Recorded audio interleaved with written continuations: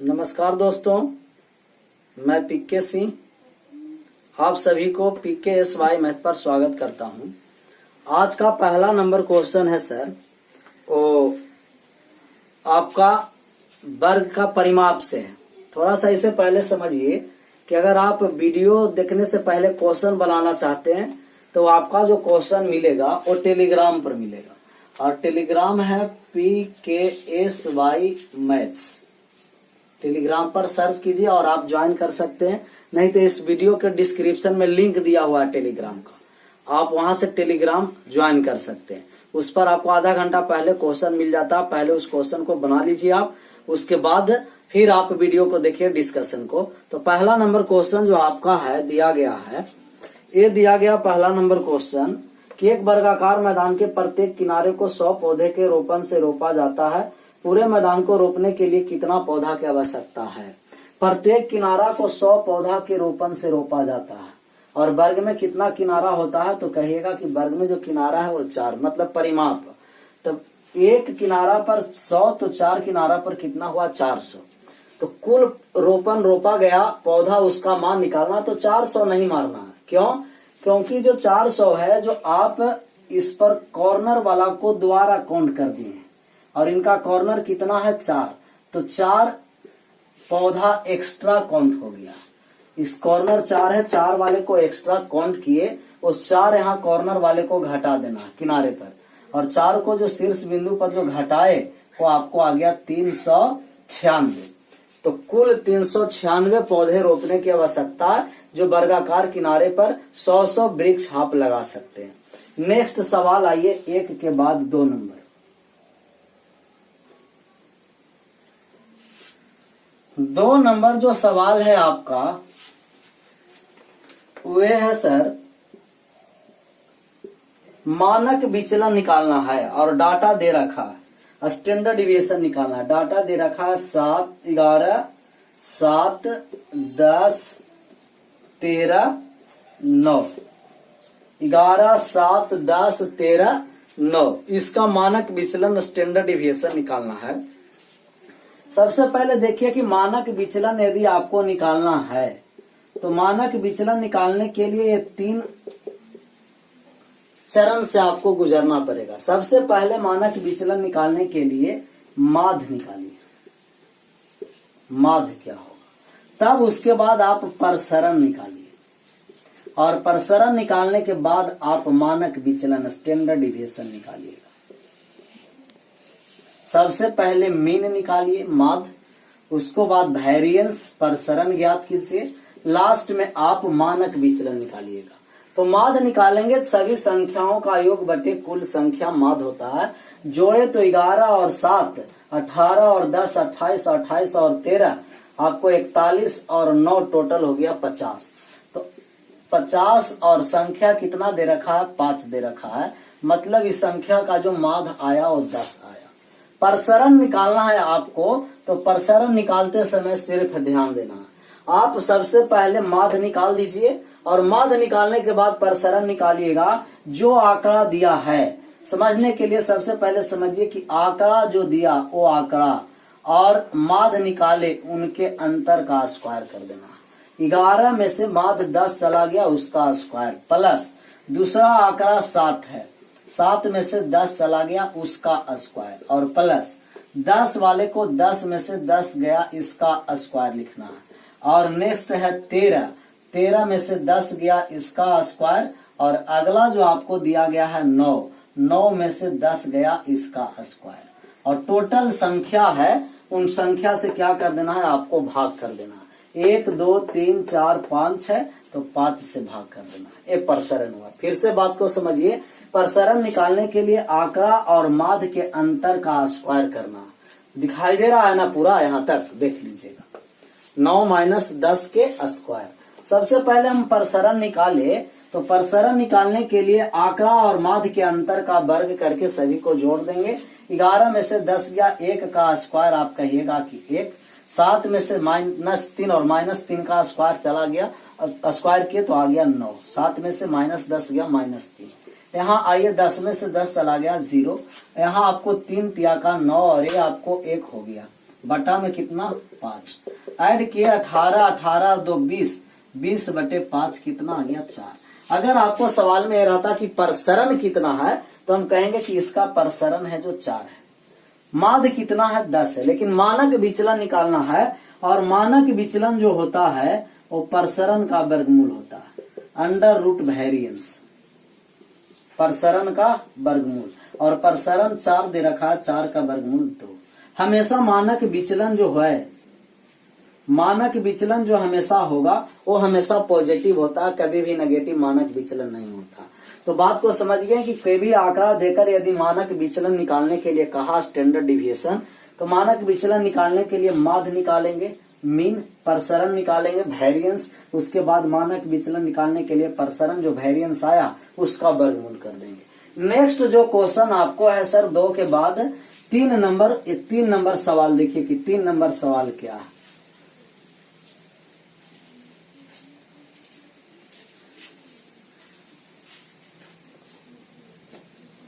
तीन नंबर जो आपको सवाल कहा गया, वो 3 नंबर सवाल ये कहा गया सर कि कार ए से दुगना गति से दौड़ रही है। मतलब कि जो आपको कार बी है जो ए से दुगना गति से दौड़ रही है, मतलब ए का चाल अगर 1 है तब बी दुगना चाल 2 दे रखा है। आपको ए के बारे में डाटा दिया कि कार ए 1.1 घंटा में 90 किलोमीटर दूरी तय करती है। तो ए का चाल निकालेंगे, चाल बराबर दूरी बटे समय, 1.1 बटे 2 मतलब का 3 बटे 2 घंटा। चाल निकालें ए का 90 बटे 3 बटा 2, आपको आ गया 60 किलोमीटर प्रति घंटा, घट गया और 30 में 2 से गुना हुआ, 60 किलोमीटर प्रति घंटा आया ए का चाल। और बी का चाल हमको निकालना है, तो ए के चाल से दुगना है और दुगना कर दिए तो आपको आ गया 120 किलोमीटर प्रति घंटा। बी का ही चाल ज्ञात करना था कि बी का चाल कितना होगा, तो ये बी का चाल आया 120 किलोमीटर प्रति घंटा। 3 के बाद 4 नंबर सवाल पर आइए। 4 नंबर जो सवाल आपको बोला गया सर, ये बोला गया, क्या कहा गया 4 नंबर सवाल? 4 नंबर सवाल है कि आप 500 रुपये प्रति वस्तु की दर से 3 वस्तु खरीदने के लिए गए। हालांकि दुकान पर दी गई छूट के अनुसार आपको 2 वस्तुएं खरीदने पर 1 मुफ्त में मिली। इस सौदे में कुल छूट की दर कितनी है? कुल छूट का दर निकालना है। तो आप 3 वस्तु खरीदने के लिए गए, लेकिन 2 वस्तु पर 1 वस्तु फ्री दिया, मुफ्त दे दिया। 1 वस्तु का कर दिया फ्री, मतलब पैसा आपको कितना लगा 2 ही वस्तु का, और लाए कितना वस्तु? 3 वस्तु लाए। तो आपको पूछा जा रहा है कि जो डिस्काउंट प्रतिशत है वो कितना छूट दिया गया, तो कहिएगा कि 1 वस्तु छूट दिया गया, कितना पर? टोटल 3 वस्तु लाए उस पर 1 पर 3 का छूट प्रतिशत में लाने के लिए 100 से गुना कर दिए, 33.1/3% का छूट आया। पूर्णांक में है, देखिए ना, पॉइंट में है, पॉइंट में है तो आपको मान आ गया 33.33%। इससे नहीं समझ में आया तो आपको 1 वस्तु का 500 रुपया लग रहा था, तो 5 वस्तु को कितना, 3 वस्तु को कितना लगेगा? 1500। आप 2 ही वस्तु का मूल्य दिए तो कितना दिए? 1000 रुपया। मतलब छूट कितना दिया गया? 500 रुपया छूट दिया गया, कितना पर? 1500 पर। प्रतिशत में लाए तो 100 से गुणा कर दिए, आ गया 100/3 का मतलब 33.33%। मतलब परसेंटेज और रेशियो निकालने के लिए हमको मूल डाटा का प्रयोग नहीं करना है। 500 का नहीं भी प्रयोग किए तो भी आया 33.33, और प्रयोग किए तो भी वही आंसर आया। नेक्स्ट सवाल आइए 4 के बाद 5 नंबर पर, कि 5 नंबर जो आपका सवाल बोला जा रहा है ये क्या कहा जा रहा है सर? 5 नंबर सवाल पर आइए। 5 नंबर जो सवाल है ये आपको 5 नंबर सवाल कहा जा रहा है। एक व्यक्ति 3 किलोमीटर प्रति घंटा की गति से चलता है, वह आधे रास्ते में पहुंचने के बाद अपनी गति को दुगना कर देता है। आधे रास्ते में पहुंचने के बाद, तो आधे रास्ते में पहुंचने के बाद दुगना कर दिया, और उनको टोटल दूरी तय करने में 5 घंटा का समय लगा है। अब आपको निकालना है कि दूरी क्या है। 5 नंबर आप सबको सवाल कहा गया, मान लेते हैं कि ए से बी के बीच उसका दूरी तय करना है और इनका आधा दूरी मध्य बिंदु सी पर है। मतलब कि ए से सी तक माने कि अगर x किलोमीटर उसका दूरी होगा तो सी से बी तक भी कितना किलोमीटर दूरी होगा, x ही किलोमीटर दूरी होगा कि नहीं होगा। अब देखिए कि ये जो यहाँ से यहाँ तक चला है वो 3 किलोमीटर प्रति घंटा की चाल से चला है आधा दूरी, और सी से बी तक जो आधा दूरी चला वो दुगना चाल से चला, मतलब 6 किलोमीटर प्रति घंटा की चाल से चला, और टोटल समय आपको लग गया है 5 घंटा। मतलब x को तय करने में 3 लगा है और x को तय करने में 6 से लगा, टोटल लगा कितना 5। एलसीएम आ गया 6, ये आ गया ऊपर 3x बराबर 5। x का मान जो आपको आ गया 3, 6 को 2 बार में काट दिया और x बराबर आपको आ गया 10 किलोमीटर।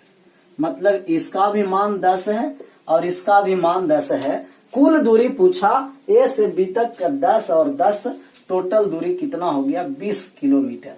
कुल 20 किलोमीटर की दूरी हुआ।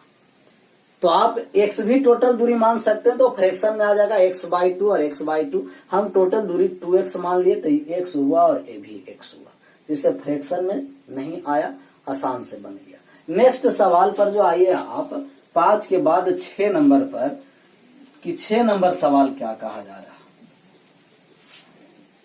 6 नंबर जो सवाल कहा सर आपको, 6 नंबर 6 नंबर सवाल कहा जा रहा है कि एक बहुभुज की 9 भुजाएं हैं, पॉलीगॉन 9 भुजा है, उनका प्रत्येक आंतरिक कोण निकालना है। तो किसी भी बहुभुज के समबाहुभुज के प्रत्येक जो अंतः कोण होगा, प्रत्येक आंतरिक कोण,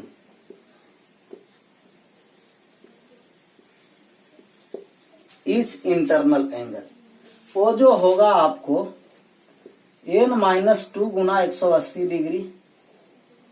मतलब कि किसी भी बहुभुज के कुल भुजाओं को, किसी भी बहुभुज के सभी अंतः कोण का योग, और योग में से जिनका भुजा है उनसे भाग दे देंगे तो प्रत्येक आंतरिक कोण आया। 9 भुजा दिया गया, n बराबर 9, 9 का मान यहाँ रख दीजिए, तब मान आ गया 7 गुना का 180, और 9 भुजा है, 9 से भाग दे दीजिए, आपको आ गया प्रत्येक भुजा का मान, प्रत्येक कोण का मान कितना 180 डिग्री।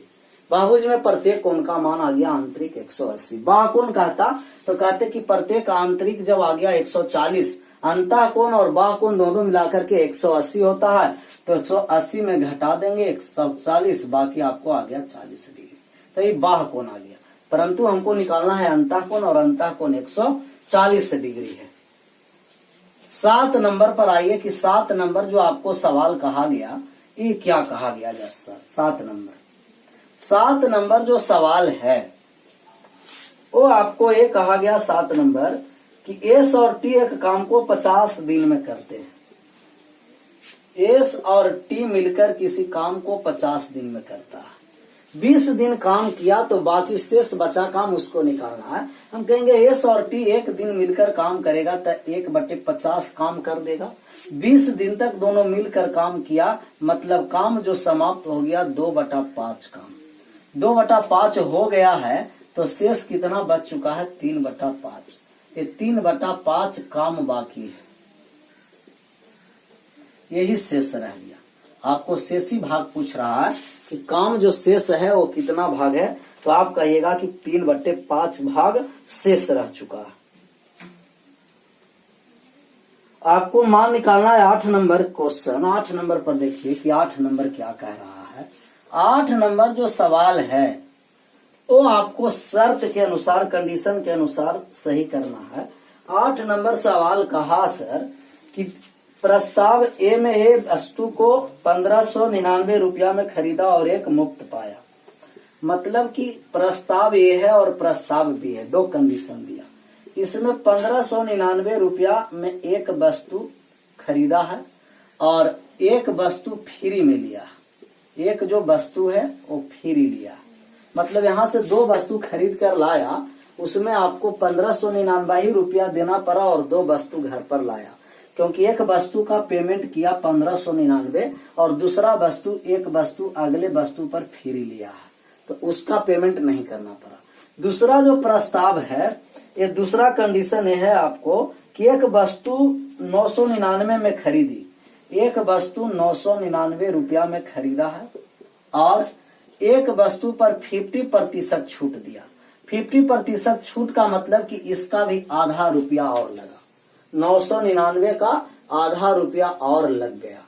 अब देखिए कि 999 तो यहाँ पेमेंट किया, अगर 1000 भी होता, टोटल अगर पूरा पूरी न भी भाग देना चाह रहे हैं तो 1000 होता तो कितना देना पड़ता, 500 देना पड़ता, जबकि 1000 से कम है मतलब 500 से कम देना पड़ेगा, 50 पैसा कम देंगे, 450 देंगे, 499 रुपया 50 पैसा देना पड़ता। हम कहे कि अगर 1000 भी रहता तो 50% देते तो 500, मतलब कि आपको 1499 यहाँ पेमेंट करना पड़ता, लेकिन यहाँ पेमेंट कितना करना पड़ रहा है, 1599, तो ज्यादा कहाँ पेमेंट करना पड़ रहा है। तो आप कहेगा कि ए है जो ज्यादा देना पड़ रहा है ए पर, और बी प्रस्ताव रखा जिस पर कम पैसा देना पड़ रहा है।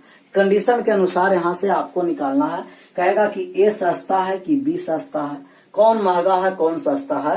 तो आपको यहाँ ए महंगा पड़ेगा और बी सस्ता पड़ेगा, क्योंकि बी टोटल अगर एक्चुअली आप रुपया देना चाहिएगा तो 1499 रुपया 50 पैसा देना पड़ेगा, और यहाँ आपको 1599, तो यहाँ ज्यादा पेमेंट करना पड़ेगा दो वस्तु के लिए, और बी प्रस्ताव में कम पेमेंट करना पड़ेगा। तो बी प्रस्ताव सस्ता है और ए प्रस्ताव महंगा है। देख लीजिए कौन सा ऑप्शन है, ए सस्ता और बी महंगा नहीं, ए महंगा और बी सस्ता। ऑप्शन नंबर बी है कि ए है जो महंगा है और बी है जो सस्ता है। नेक्स्ट सवाल पर आइए कि नेक्स्ट सवाल जो आपको बोला जा रहा है 8 के बाद 9 नंबर सवाल पर, कि 9 नंबर सवाल क्या कहा जा रहा है। 9 नंबर जो आपको सवाल कहा सर, ये बोला गया, हाँ 9 नंबर बात को समझना है। 9 नंबर जो आपको सवाल का मान जो निकालना है, वो मान निकालना है कॉस माइनस का 780 डिग्री, क्योंकि ऐसा सवाल आपको पीछे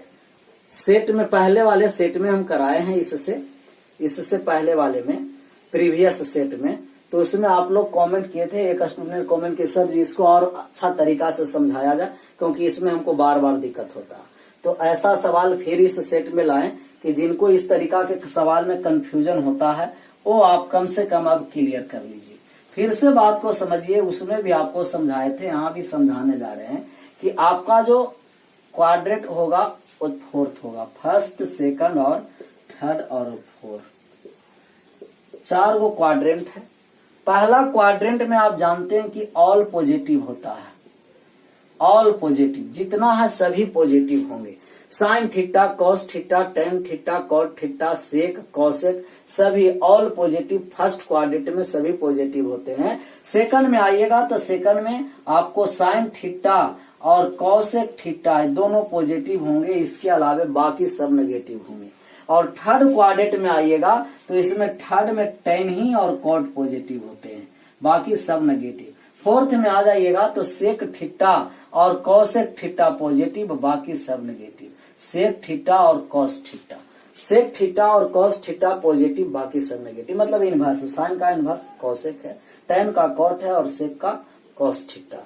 तो cos theta sec theta fourth में, पहला में सभी पॉजिटिव होंगे जितना ट्रिगोनोमेट्री फंक्शन है, फर्स्ट में साइन और कॉसेक, इसमें आ गया टेन और कॉट, और फोर्थ में सेक थीटा और कॉस थीटा।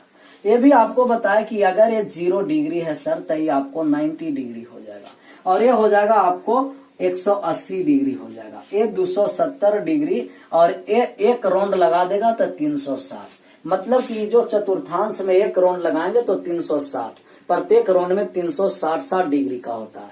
आप ये भी जानते हैं कि 90 डिग्री के अगर ऑड गुणज है, ऑड मल्टीपल, 90 डिग्री के विषम गुणज में मान चेंज होता है, और मान चेंज होता है किसमें, साइन थीटा होता है कॉस थीटा में, और कॉस थीटा होता है साइन में।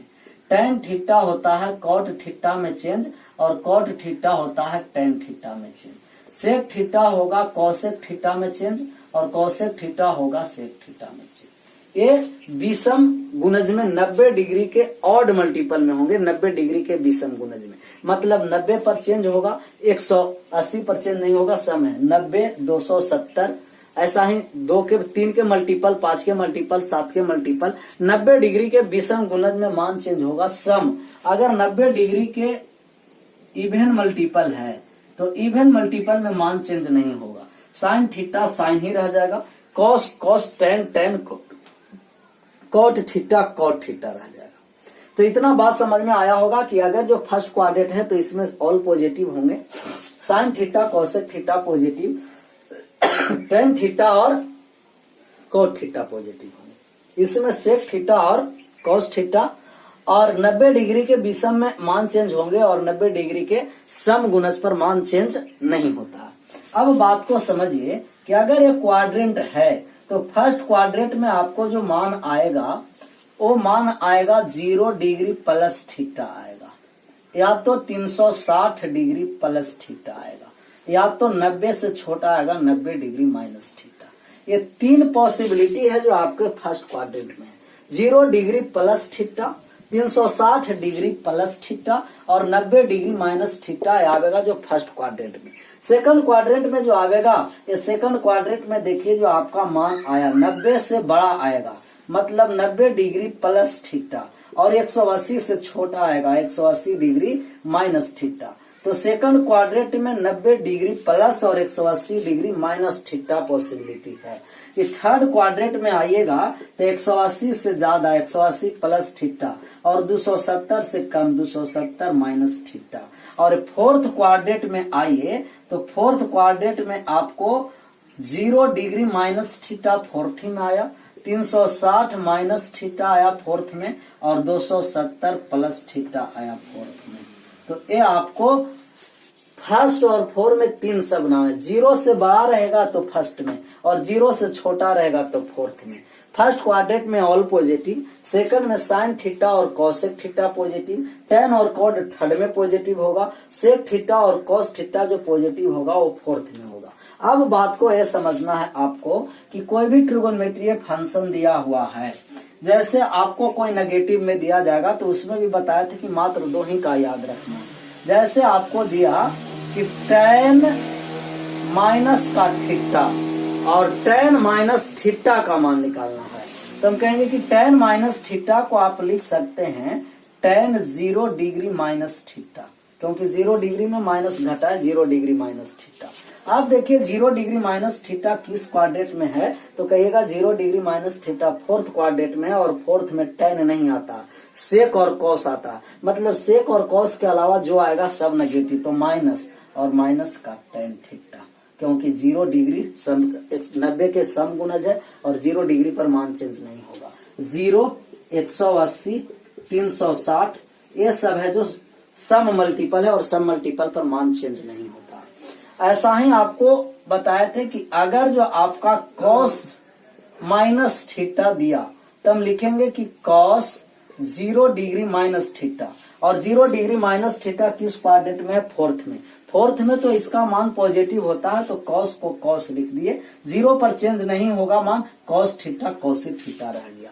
तो मात्र टोटल ट्रिगोनोमेट्री फंक्शन में 2 ही ऐसा है जिनका एंगल नेगेटिव होने के बावजूद उनका मान पॉजिटिव होता है। उसका आप डायरेक्ट मान याद रखिएगा कि कौन कौन सा मान है। तो सेक थीटा और कॉसेक थीटा का मान नेगेटिव में एंगल होने के बावजूद भी पॉजिटिव होगा, नेगेटिव में होने के बावजूद पॉजिटिव। कौन कौन सा है सर, अगर कॉस माइनस थीटा है तो आप इसको लिखिएगा कॉस थीटा, और दूसरा मान है कि अगर सेक भी माइनस थीटा दिया है तो ये भी आपको आता है सेक थीटा। इसके अलावा सब नेगेटिव। अगर कहता कि साइन माइनस थीटा देगा तो हम कहेंगे कि माइनस साइन थीटा, क्योंकि माइनस वाले आता है फोर्थ में, और फोर्थ में 2 ही पॉजिटिव होता है, सेक और कॉस, और सेक और कॉस के अलावा सब नेगेटिव आएगा। अगर आपको दिया कि tan माइनस थीटा तो आप लिख दीजिएगा कि माइनस का tan थीटा।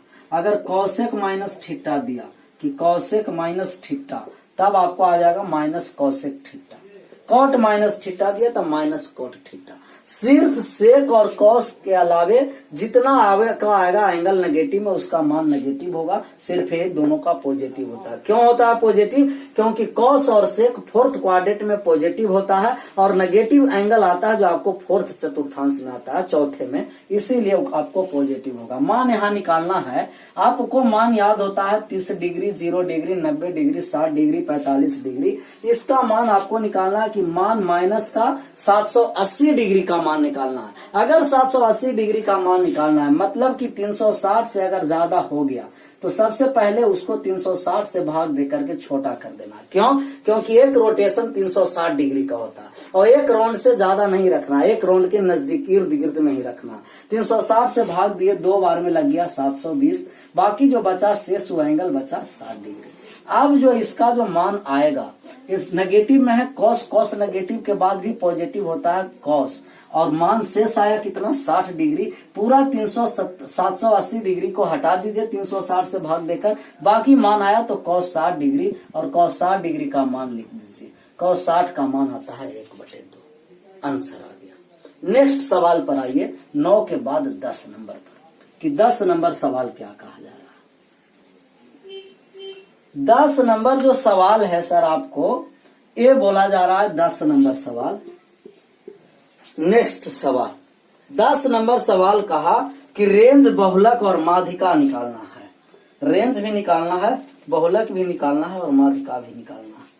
तो आपको सबसे पहले इसको डाटा को सजा करके लिख रहे हैं, सबसे छोटा पहले और बड़ा बाद में, क्योंकि बहुलक भी निकालने में हमको आसान हो जाएगा, माध्य भी निकालने में आसान हो जाएगा और आपको रेंज भी निकालने में आसान हो जाएगा। तो सबसे पहले डाटा को हम सजाएं, क्योंकि माध्यिका निकालना है और माध्यिका निकालने के लिए सबसे पहले डाटा को अरेंज कीजिए, या तो असेंडिंग में अरेंज कीजिए या डिसेंडिंग में अरेंज। अभी असेंडिंग में अरेंज करने जा रहे हैं। सबसे छोटा इसमें 13 है और 13 3 बार लिखा गया है, 13 को 3 बार लिख दिए। और 13 के बाद जो छोटा है, 13 के बाद है सबसे छोटा 12 भी है इसमें, तो 12 सबसे पहले लिख दीजिएगा। 12 और 12 के बाद 13, 13 के बाद देखिए कि 14 भी है। हाँ 14 कितना बार है? 14 एक बार है। 14 के बाद 15 भी है इस डाटा में और 15 भी है, और 15 कितना बार है? एक बार 15 है।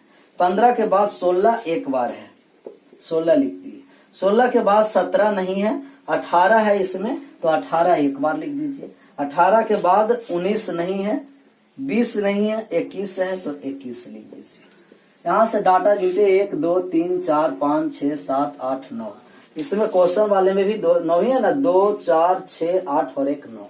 सबसे पहले इसमें आपको 3 को मान निकालना है, रेंज निकालना है, बहुलक निकालना है और माध्य निकालना है। कौन कौन सा मान निकालना है? रेंज, बहुलक और माध्यिका।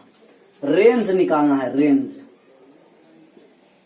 और दूसरा आपको मोड निकालना है, बहुलक, और तीसरा आपको माध्यिका निकालना है, मीडियन।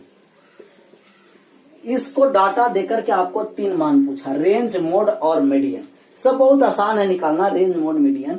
सबसे पहले रेंज निकालने के लिए डाटा को सजाना आवश्यक नहीं है, सिर्फ मीडियन जब कहा तो डाटा को आप अरेंज करिएगा कि मीडियन बीच वाली होती है। अगर सम पद है तो बीच में 2 और दोनों जोड़कर 2 से भाग देंगे, और विषम पद आएगा तो बीच में 1 ही आएगा और डायरेक्ट मीडियन हो जाएगा। मोड जो सबसे अधिक बार आएगा वो मोड होगा। देखिए हम रेंज निकालने जा रहे हैं और रेंज होता है उच्च सीमा माइनस निम्न सीमा, upper limit minus lower limit. और अपर लिमिट सबसे बड़ा मान कौन है? तो आप कहिएगा 21, और सबसे छोटा मान कौन है? 12। 21 में 12 चला गया, कितना बचा? 9। ये रेंज हुआ। अब तीनों डाटा नहीं निकालना है, ऑप्शन भी देखिएगा कि कितने ऑप्शन में 9 है। ऑप्शन का यहाँ सहायता लिए तो ऑप्शन है एक ही में 9 है, और टोटल एक ही में 9 आंसर कर दीजिएगा। फर्स्ट ऑप्शन है जो 9 है, आंसर हुआ।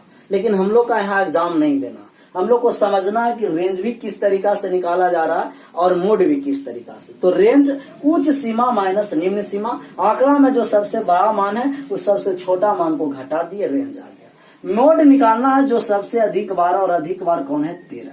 मीडियन निकालना है, मीडियन निकालने के लिए सबसे पहले डाटा को अरेंज करेंगे, असेंडिंग में या डिसेंडिंग में, और अरेंज करके पद को काउंट करेंगे। 1 2 3 4 5 6 7 8 9।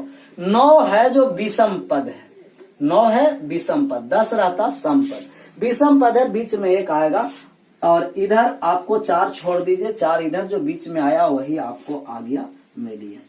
तो रेंज 9, मोड 13 और मीडियन 14। नेक्स्ट सवाल आइए आप 11 नंबर पर 10 के बाद की 11 नंबर सवाल आपको क्या कहा जा रहा है। 11 नंबर जो सवाल आपको बोला सर, क्या बोला इसके बारे में समझना। 11 नंबर सवाल है 4, 8, 7 का चतुर्थांश फोर्थ प्रोपोर्शनल क्या है।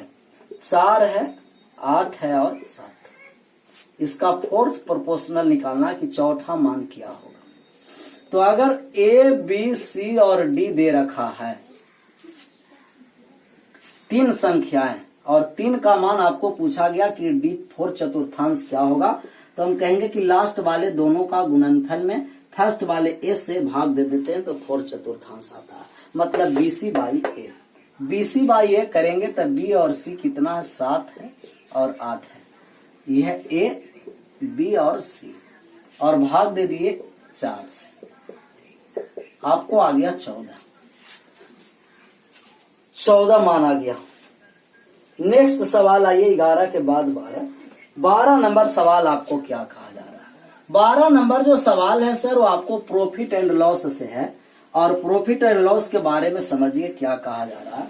12 नंबर सवाल में जो आपको बोला वो कहा कि 55 वस्तु का जो क्रयमूल है, 55 वस्तु का क्रयमूल जो है वो x वस्तु के विक्रयमूल के बराबर है, मतलब 55 वस्तु का सीपी x वस्तु के एसपी के बराबर। आप जानते हैं कि जब 2 संख्या बराबर होता है तब इनका अनुपात इंटरचेंज, x अनुपात 55, x रुपया में खरीदा और 55 रुपया में बेचा, 10% का लाभ करा, तो लाभ तब होगा कि ज्यादा में बेचा होगा और कम में खरीदा होगा। तो आप जानते हैं कि जब भी लाभ निकलता है प्रॉफिट, तो विक्रयमूल में से आपको क्रयमूल घटा देना है। तो विक्रयमूल में से क्रयमूल घटाएं और लाभ आया 55 माइनस x, और लाभ प्रतिशत निकालना है तो लाभ प्रतिशत होता है लाभ बटे क्रयमूल, और इसमें 100 से गुना कर देंगे। तो लाभ आपको 55 माइनस x, क्रयमूल 1 से गुना 100, लेकिन लाभ दे रखा है कितना, आप कहिएगा 10% ही दे रखा है। ये 10 से कट गया 1 0 और गुना किए तो 550 माइनस का 10x बराबर x, 11x बराबर 550, x बराबर आ गया कितना 50। मतलब कि वो खरीदा गया x का मान निकालना है, बेचा गया वस्तु वो 50 वस्तु बेचा गया, 50 वस्तु। थोड़ा सा और समझना है तो आप डायरेक्ट भी यहां से आप निकाल सकते हैं कि 10% का लाभ हो रहा है। लाभ होने का मतलब ये है आपको कि कम खरीदा होगा कि ज्यादा खरीदा होगा। लाभ हो रहा है जब वस्तु का मूल्य पता नहीं है तो क्रयमूल ज्यादा रहेगा और विक्रयमूल कम रहेगा। अगर सीपी लेस देन एसपी है, सीपी ग्रेटर देन एसपी, तो हम कहेंगे यहाँ प्रॉफिट होगा, और सीपी लेस देन एसपी तब हम कहेंगे यहाँ लॉस होगा। अभी क्या हो रहा है, आपको प्रॉफिट हो रहा है, इसका मतलब कि कम खरीदा है, ज्यादा खरीदा है और कम बेचा। तो ज्यादा खरीद के लाया, कितना ज्यादा लाया पता नहीं है, और जिस पर खरीदा है उसी पर मान निकालना है, और गुना 100 बराबर 10। यही आपको इक्वेशन पहले भी बना और अब भी बना। नेक्स्ट नंबर सवाल पर आइए कि नेक्स्ट सवाल क्या कहा जा रहा है। 12 के बाद 13 नंबर सवाल जो आपको बोला गया सर, वो 13 नंबर सवाल क्या बोला। 13 नंबर जो सवाल है, जेड की वर्तमान आयु ए की आयु से आधी है। जेड की जो वर्तमान आयु है वो ए के आयु से आधी है, मतलब जेड का 1 है तब ए का 2 है, आधा है, ए की आयु से आधा, या ए की आयु जेड की आयु से दुगनी। अब आपको कहा कि 5 बरस के बाद ए और जेड का जो अनुपात है, 5 बरस के बाद ए और जेड का अनुपात 11:6। 5 बरस के बाद, ये जो डाटा दिया है वो 5 बरस के बाद का डाटा दिया है। सबसे पहले आपको देखना है कि अनुपात के अंतर समान है कि नहीं। अगर अनुपात के अंतर समान नहीं है तो नीचे वाले के अंतर से ऊपर में और ऊपर वाले अनुपात के अंतर से नीचे गुना करेंगे। ऊपर वाले अनुपात के अंतर ज्यों कहते हो एक ही है, गुना करें कोई फर्क नहीं पड़ा। नीचे का अंतर 5 है, ऊपर गुना किए तब 5 और 10। अब अंतर किए तो समान आ गया। एक का मान 5 वर्ष दे रखा है, दोनों का वर्ष में अंतर 5:1। मान किसका निकालना है? तो जेड के 3 बरस के बाद जेड का आयु निकालना। एक का मान 5 बरस, तो जेड अनुपात में 5 है। कितना है रेशियो जेड का? 5। 5 का मान 25 बरस, मतलब कि जेड वर्तमान में 25 बरस का है। तो 3 बरस के बाद पूछा, मतलब 3 बरस और ऐड कर देंगे, तो 3 बरस के बाद जेड का जो आयु होगा वो कितना वर्ष हो जाएगा? 28 वर्ष हो जाएगा। तो इस प्रकार के जितना सवाल रहेगा, सबसे पहले देखना कि अंतर समान है कि नहीं। यदि अंतर समान नहीं है तब ऊपर वाले अंतर से नीचे और नीचे वाले अनुपात के अंतर से ऊपर गुना कर देंगे, तो अंतर ऑलरेडी समान हो जाएगा। 13 के बाद 14 नंबर सवाल पर आइए कि 14 नंबर जो सवाल कहा गया ये क्या कहा गया सर? 14 नंबर सवाल है कि बिंदु 4-2 किस चतुर्थांश में है? क्वाड्रेंट में है। ये आपको आया ज्योमेट्री, कोऑर्डिनेट ज्योमेट्री से।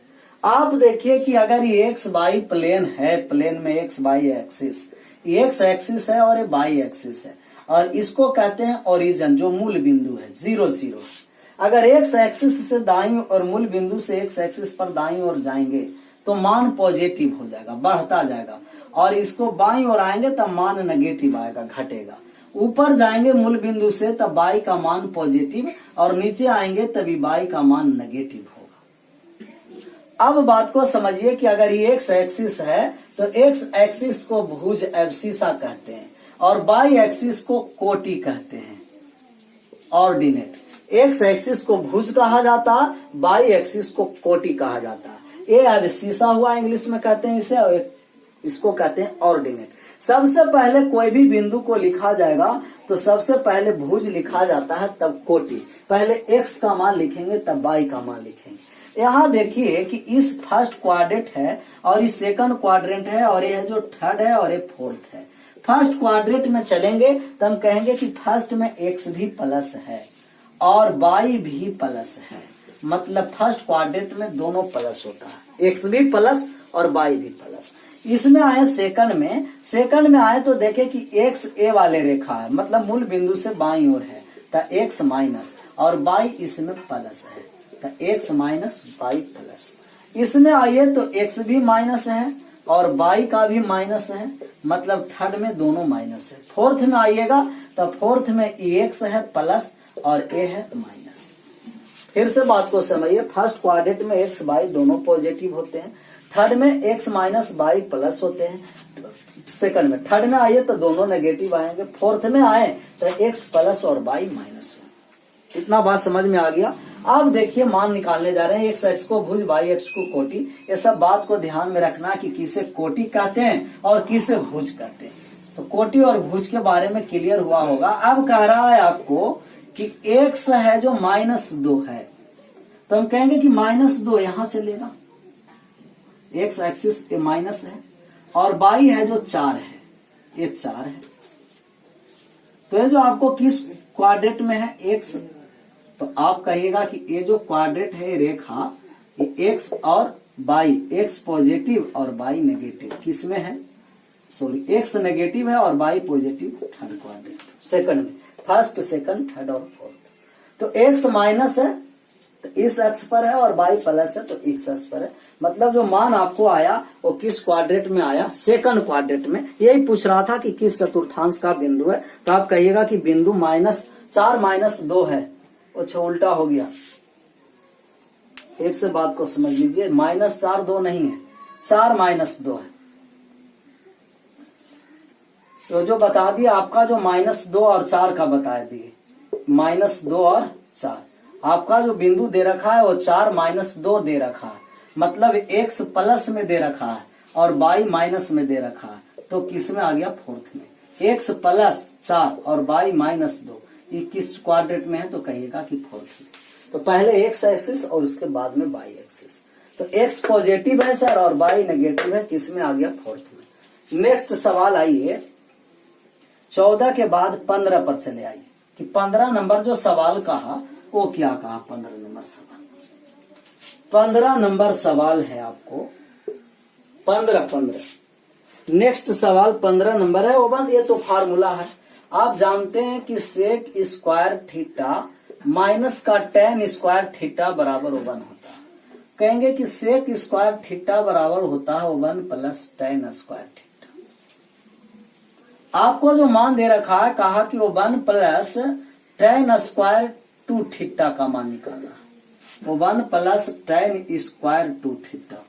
तो हम कहेंगे कि टेन स्क्वायर थीटा है तो सेक थीटा है, अगर टेन स्क्वायर टू थीटा है तो आप कहिएगा सेक स्क्वायर टू थीटा। मतलब जो एंगल रहेगा मल्टीपल, उसी का मल्टीपल एंगल रखना। नेक्स्ट सवाल आइए 15 के बाद 16 नंबर सवाल पर, कि 16 नंबर जो सवाल कहा जा रहा है वो क्या कहा जा रहा है।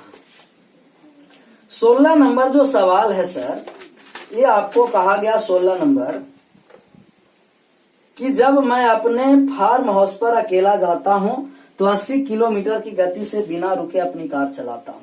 मतलब कि अगर जो बिना रुके कार चलाया तो ए से बी बिंदु पर पहुंचना था, पहुंच गया 80 किलोमीटर प्रति घंटा की चाल से। मतलब 1 घंटा गाड़ी चलाता है तो अपने फार्म हाउस पर 1 घंटा में पहुंच जाता है 80 किलोमीटर। अब आपको कहा कि अगर जो रुक कर चलते हैं बीच बीच में, तब इनका जो औसत गति है, ठहर कर चला तो 60 किलोमीटर प्रति घंटा से समान दूरी तय करता हूं, प्रत्येक घंटा में कितना देर ये रुकता है इसका मान निकालना। अगर रुक कर चला, बीच में सी बिंदु पर रुका, तब 60 किलोमीटर प्रति घंटा की चाल से चलता है।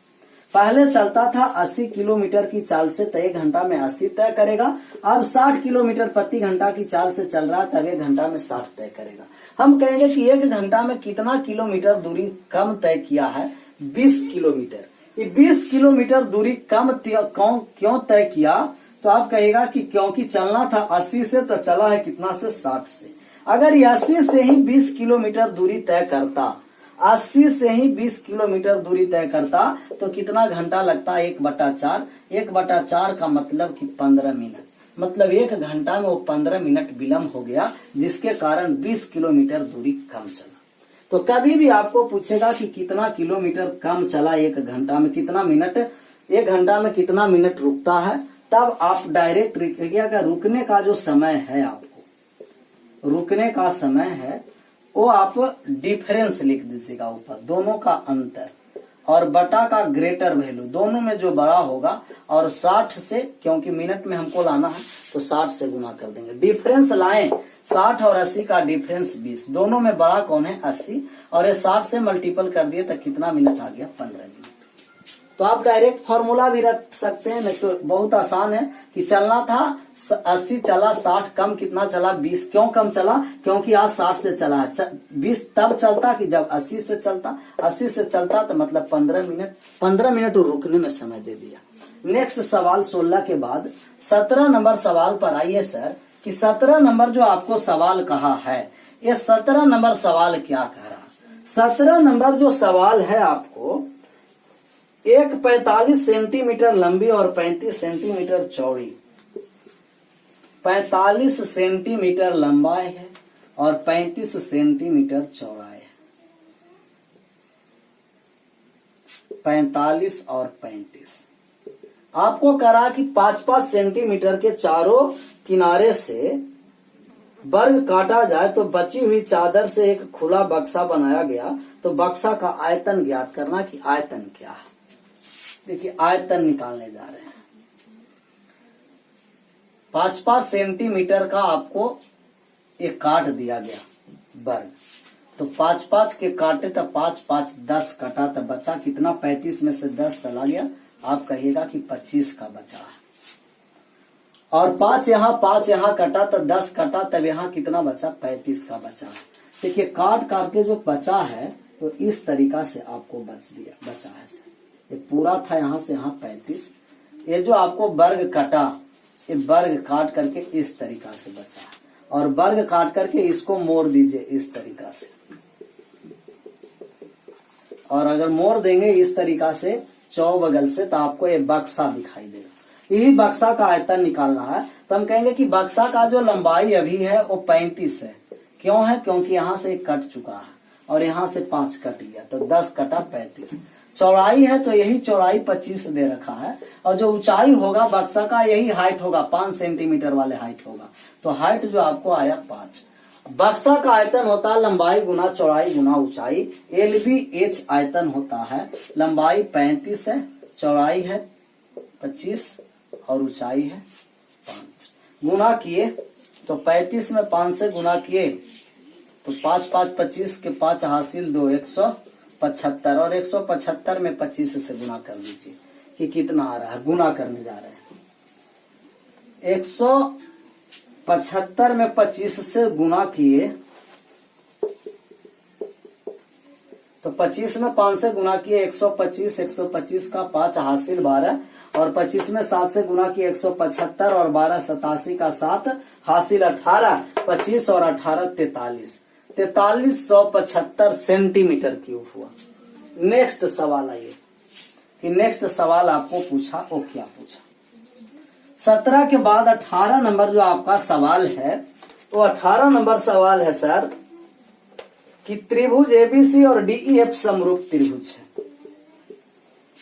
तो त्रिभुज दोनों समरूप है, एक त्रिभुज एबीसी और एक त्रिभुज है डीईएफ। किसी भी त्रिभुज के यदि दो कोण आप बराबर कर दिए तो तीसरा कोण बराबर हो जाएगा और किसी भी त्रिभुज के तीनों कोण बराबर हो जाएंगे तो वो त्रिभुज समरूप त्रिभुज होंगे। कैसा त्रिभुज होंगे? समरूप, सिमिलर ट्रायंगल होंगे।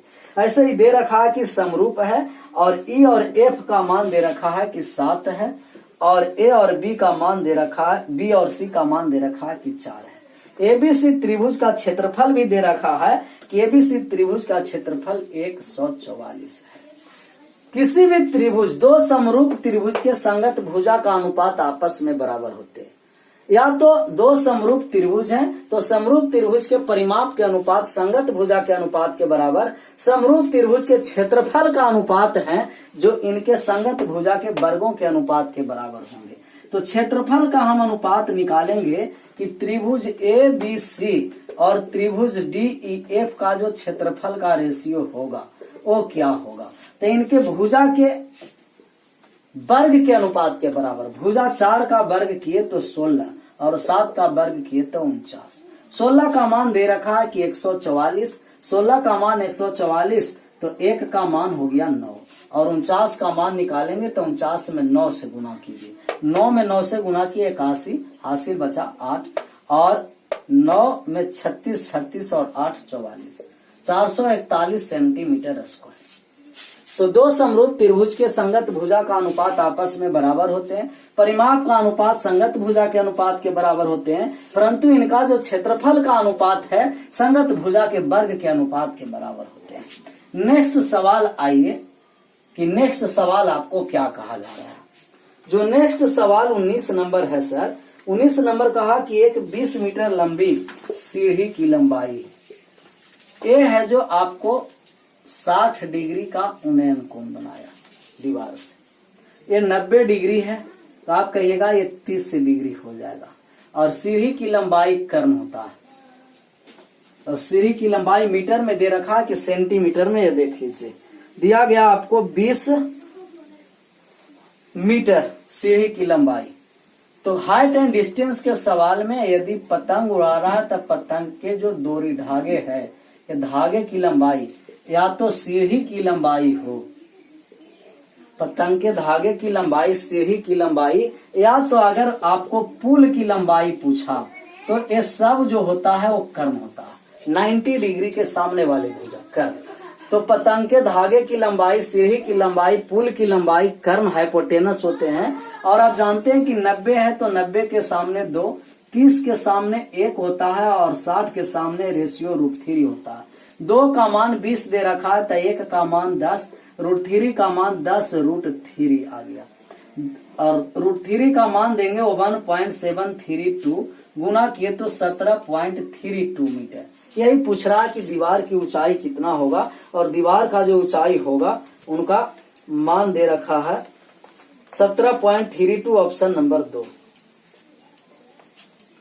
दीवार से सीढ़ी के पैरों के बीच की दूरी निकालना है। अभी जो आपको मान निकालना है दीवार के सीढ़ी के पैरों के बीच की दूरी, ये दीवार की ऊंचाई आपको आया 17.2 मीटर और दीवार से सीढ़ी के पैर के बीच की दूरी है तो 10 मीटर। अभी फिलहाल आंसर होगा 10। क्योंकि दीवार से सीढ़ी के पैर के बीच की दूरी निकालना है, मतलब आधार 10 और दीवार का ऊंचाई पूछता तो कहते 17.32 मीटर। अभी आंसर 10 मीटर हुआ। नेक्स्ट सवाल आइए 20 नंबर पर। आज का लास्ट सवाल है, आज का लास्ट क्वेश्चन 20 नंबर। 20 नंबर जो सवाल कहा गया आपको सर, ये कहा गया कि माध्यिका ज्ञात करना है, तो आसान दे दिया कि माध्यिका निकालना, मतलब आज आपको निकालने के लिए मानक विचलन स्टैंडर्ड डिविएशन भी सिखा दिए, रेंज भी सिखा दिए, मेड मीडियन और फिर मीडियन ही निकालना है, बहुलक माध्यिका। और आप जानते हैं कि 3 ही सेंट्रल टेंडेंसी में आता है, एक होता है मीन जो सेंट्रल टेंडेंसी है, दूसरा आपको मोड है जो सेंट्रल टेंडेंसी है, और तीसरा है जो मीडियन है। सब तीनों सेंट्रल टेंडेंसी में ही आता है। माध्य, माध्यिका, बहुलक ये तीनों केंद्रीय प्रवृत्ति है, इसके अलावा और केंद्रीय प्रवृत्ति नहीं होता। तो आपको पूछेगा कि कौन सा केंद्रीय प्रवृत्ति है, कौन सा नहीं है, बन जाएगा। आपको मीडियन निकालना है, वो आप सजा देते हैं। सबसे पहले छोटा संख्या जो है ये 11 है, और 11 के बाद जो छोटा है वो आपको 23 दे रखा। 23 के बाद देखिए 24 इसमें नहीं है, 25 है तो 25 लिख दिए। 25 के बाद 26 भी है, 26 लिखे। 27 नहीं है, 28 नहीं है, 29 है, 29 लिख दिए। 39 के बाद 31, 29 के बाद 31 है, और 31 के बाद 39। पद काउंट करेंगे कि सम है विषम, 1 2 3 4 5 6 7, मतलब 3 इधर छोड़िए, 3 इधर बीच वाले, ये 26 आ गया, जो आपको आ गया मीडियन, माध्यिका आ गया। तो सम पद है बीच में 1, और विषम पद है तो सम पद है बीच में 2 आएगा, और दोनों को जोड़कर 2 से भाग देंगे, और विषम पद है तो बीच में 1 आएगा, वही आपको आंसर हो जाएगा। तो सबसे पहले असेंडिंग या डिसेंडिंग में सजा के बीच वाली संख्या को फाइंड करना। आज का जो सवाल नेक्स्ट सवाल था 20 नंबर समाप्त हो गया। Thank you so much, bye bye, take.